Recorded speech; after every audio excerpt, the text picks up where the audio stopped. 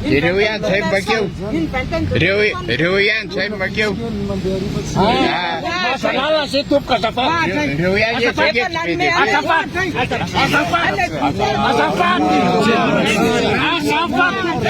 Masalala zay. Mahoana ndray inona lamina fa inona ny problema zany. Hitako hoe inona lamina zany. Tsisy resaka izy zao. Hitako inona lamina zany inona anaty voninkazo koa. Préfet io manolotra io. Inona lamina zany inona. Anaty voninkazo Salala yaka préfet. Yaka préfet no. Préfet no.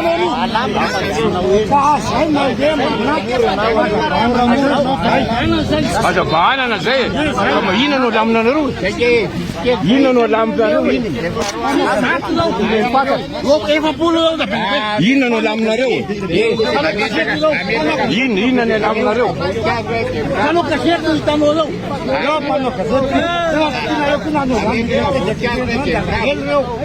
Lei anaty voninkazo dia miala. Ano gazety io.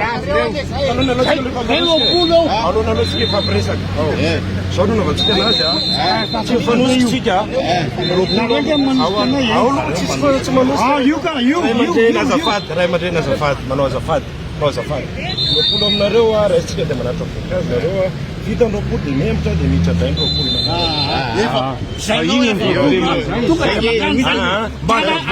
Zay ilay fandaminana tompoko tsisy resaka izy zao ala. Préfet le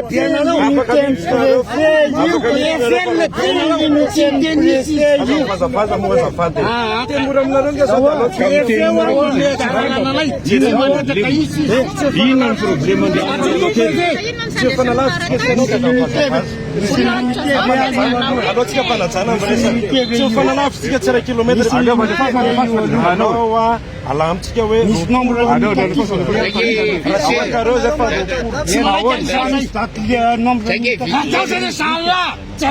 aza fampanao elamo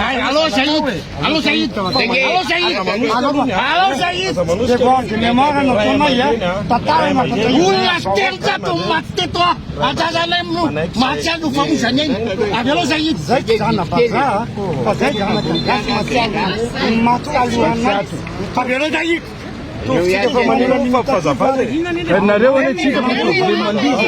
Inona problema anaty voninkazo zay miala. Ka inona ny dikan'izay. Inona ny dikan'izay zay tsy azony. Madame Raoul zay anaty voninkazo dia miala. Anaty voninkazo misy zay dia miala. Anao misy fatako inona problema zany.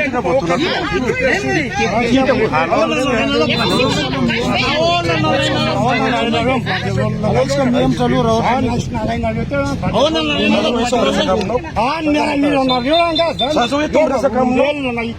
Zazo tao miresaka aminao.